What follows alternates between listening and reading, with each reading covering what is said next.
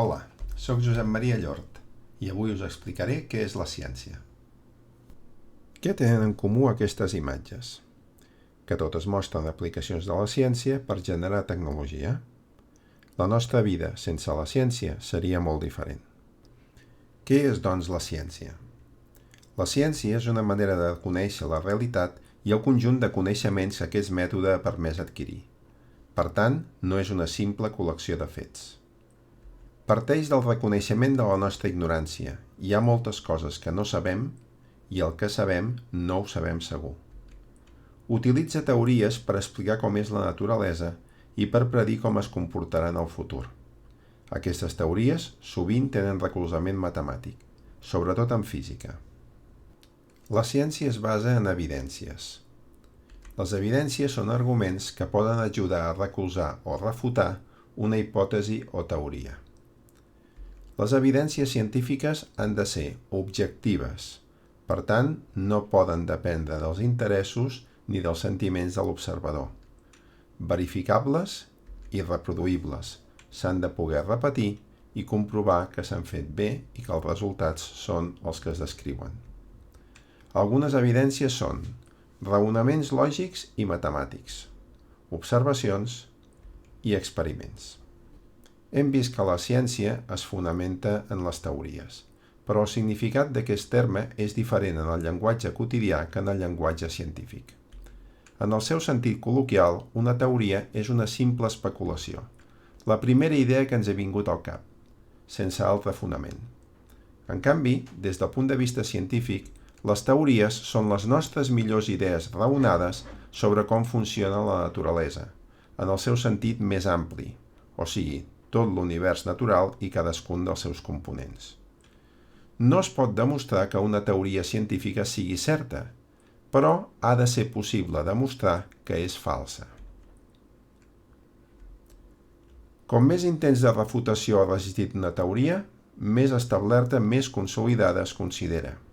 I això arriba fins al punt de que algunes teories tenen tantes evidències que les recolzen, han resistit tants intents de falsació, tenen tant de poder explicatiu que són considerades gairebé un fet, però sempre de manera provisional, mentre no apareguin noves evidències o idees millors. Això és el que passa, per exemple, amb la teoria atòmica. Quan valoren una teoria, els científics tenen en compte tres criteris bàsics. El primer és la capacitat d'explicar els fenòmens coneguts, ja siguin experiments o observacions. En segon lloc, han de poder fer prediccions precises i comprovables sobre observacions o experiments futurs. I en tercer lloc, han de ser coherents des del punt de vista lògic, tant internament entre els diferents elements de la teoria, com externament amb altres teories importants de camps afins. Per exemple, una teoria sobre l'origen de l'univers ha de ser compatible amb la física relativista i amb la mecànica quàntica. A vegades, dues teories rivals són igualment bones en coherència lògica, en capacitat d'explicar i en capacitat predictiva. Llavors, només com a desempat, s'aplica el criteri de la parsimònia, també conegut com criteri de la simplicitat. A igualtat dels altres criteris, és preferible la teoria més simple.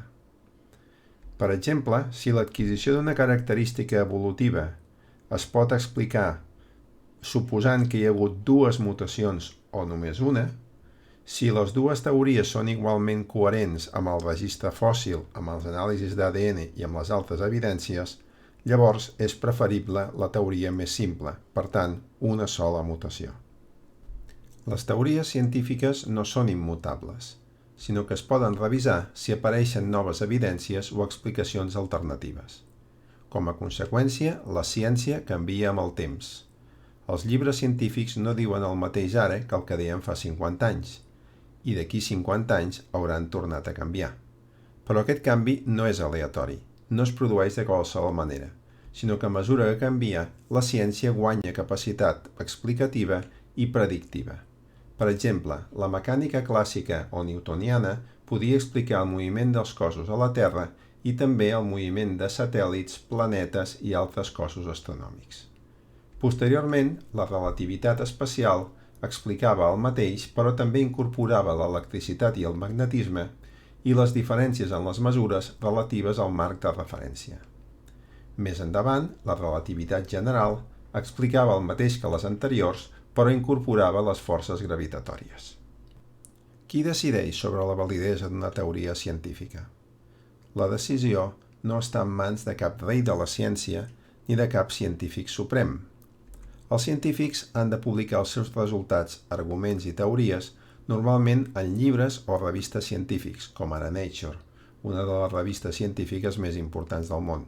També ho poden presentar en congressos.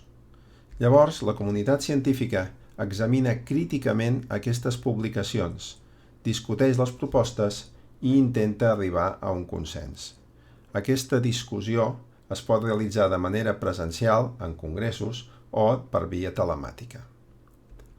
Els científics han de ser escèptics. No accepten ni es creuen qualsevol cosa que expliqui algun altre científic si no presenta les evidències adequades. Aquesta anàlisi crítica comença en les pròpies revistes científiques, que només accepten la publicació d'un article si va acompanyat de prou evidències. Això és molt important perquè permet corregir errors i detectar fraus. Hi ha moltes teories científiques, però no totes són iguals.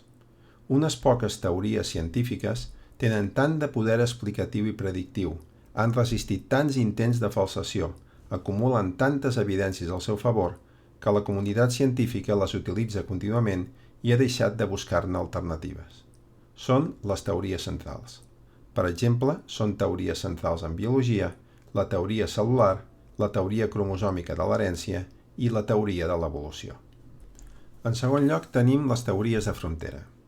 Són teories amb un bon poder explicatiu i predictiu que han acumulat força evidències al seu favor, però que o presenten encara algun problema conceptual pendent de resoldre o bé tenen alguna teoria rival que competeix amb elles.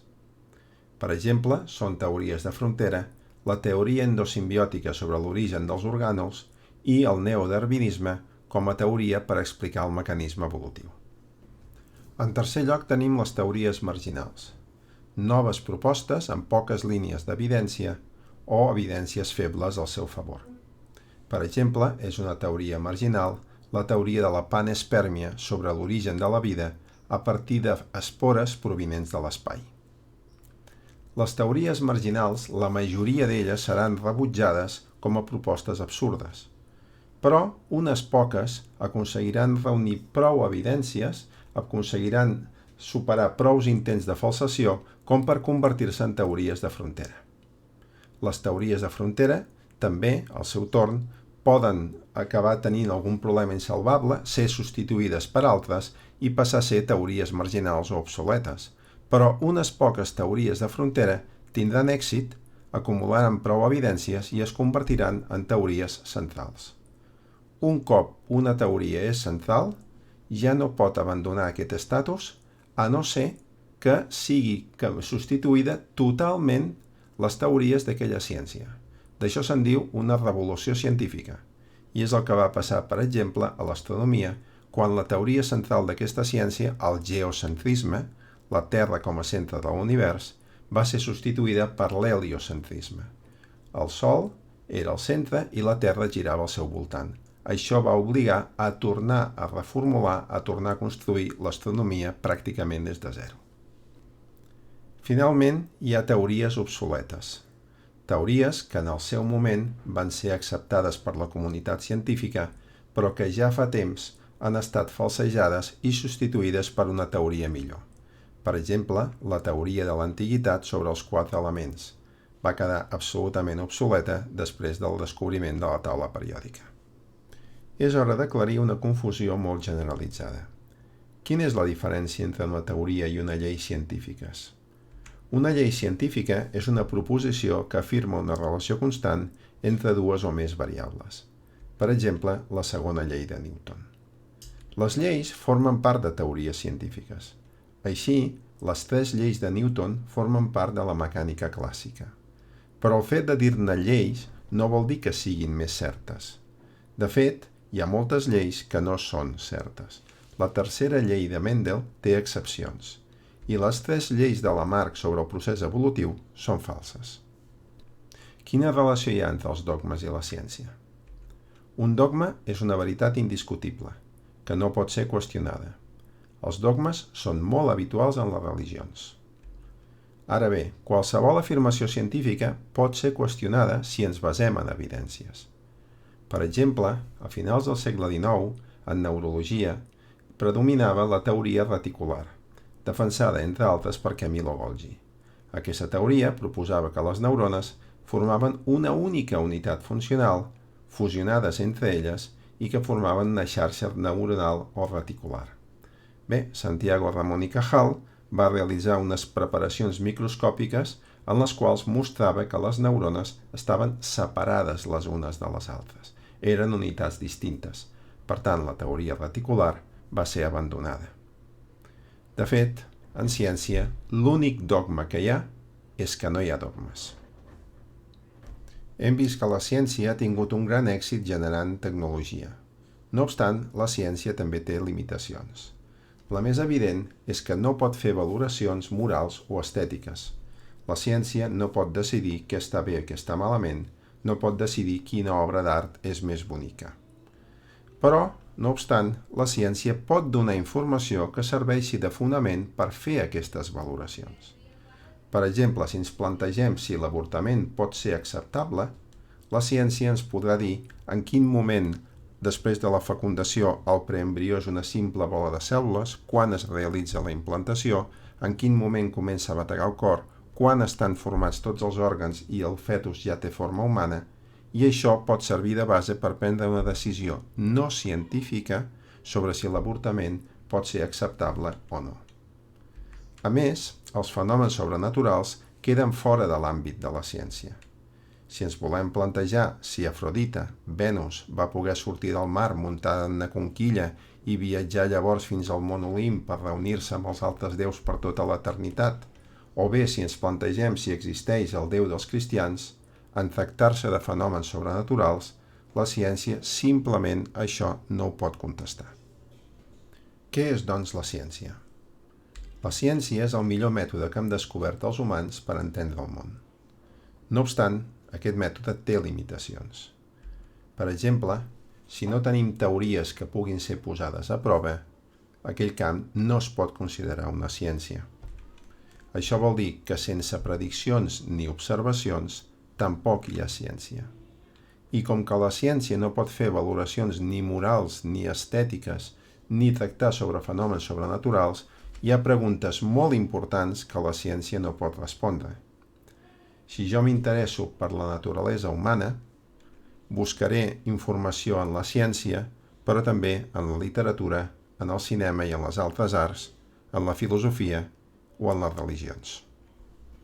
Bé, ara fes pausa i escriu el que has après. Posteriorment, resol l'activitat que hi ha tot seguit. Fins la propera!